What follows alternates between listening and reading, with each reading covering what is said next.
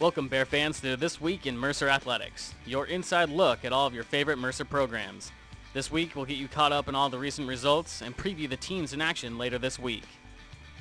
Well, I think as a whole, it went very well. It was run very good. I mean, it's a great event. It's always great to hear other coaches, fans, spectators, just talk about how good this place is and how special this tournament is and how it's actually one of the best tournaments they actually play in all year. So that makes you feel good. As far as from a play point of view, going into the final round, we'd hope to play a little bit better, but it is what it is. The guys tried hard. I think we're going to end up finishing probably about 9th or so. A little disappointed, but certainly not down on the guys, not down on them at all, and I think we'll learn from this and ultimately make us a better team. I think the win maybe had a little something to do with it, but to be honest with you, I just think that we were a little tight. You try to avoid that and try to be as relaxed as possible, but it's not always the case, and it's easier said than done. But I just think we came out a little tight. I think we tried to press the issue a little bit, and consequently, we just didn't play our games and weren't ourselves, and that was the result for the higher scores. Hans obviously played well. The first 2 days didn't play very well today, but he made a couple birdies coming down the stretch and shows that he's got some resiliency. James Beals the same way. He's got a lot of talent. Josh Cohn, the guys from top to bottom. Thomas Holmes didn't play well the first round and really showed some true character and came back in the second round. And Alex Street obviously shows, signs of being a really good player. So I'm excited for the guys. We're a young group. Josh is the only senior.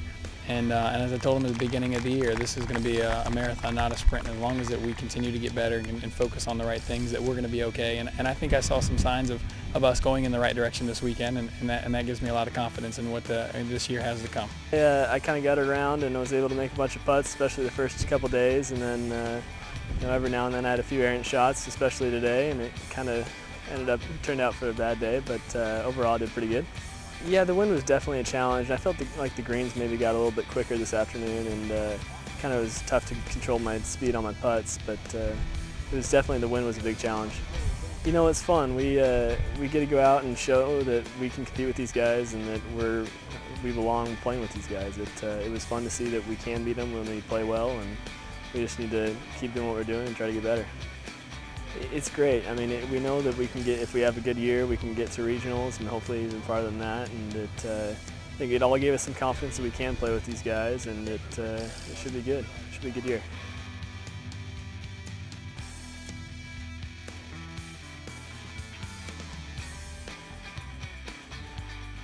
The men's golf team tied for 8th place in the Brickyard Collegiate, marking the program's best finish in the 5-year history of the event.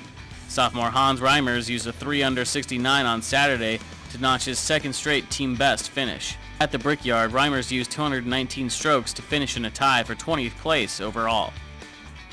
The Mercer volleyball team hosted 2 conference matches this weekend, dropping a heartbreaker in 5 sets to Florida Gulf Coast Friday before rebounding to down Stetson on Saturday 3-1. Saturday's match was highlighted by a dominant performance from junior Jennifer Katona, who is virtually unguardable with a match-high 16 kills and 0 errors.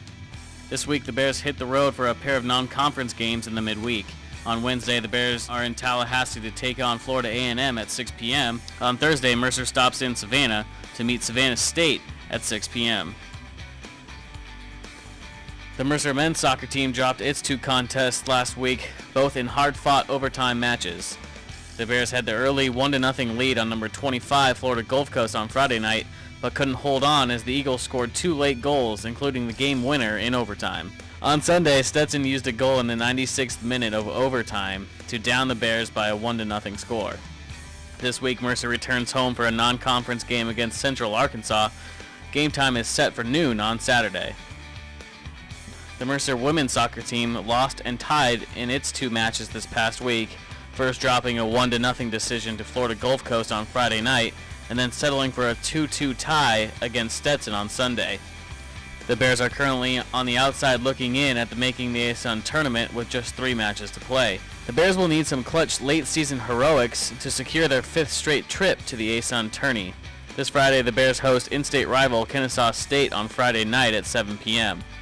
Friday's contest will also be senior night, honoring 9 seniors for their service to the Mercer women's soccer program. The Mercer Cross Country team had last week off and prepared for its next race this weekend at the Royal Cross Country Race in Charlotte, North Carolina. The race begins at 9 a.m. on Friday morning and will be held at the McAlpine Creek Park in Charlotte. The race is hosted by Queen's University of Charlotte. Last weekend, the women's golf team traveled to Daytona Beach for the LPGA Invitational. Mercer had a solid showing in the first round, tying for 5th place among the 13-team field. The second and third rounds were washed out by heavy rain, making Friday's first round results official. Sophomore Mary Alice Murphy had Mercer's best showing, tying for 3rd place with an opening round 73.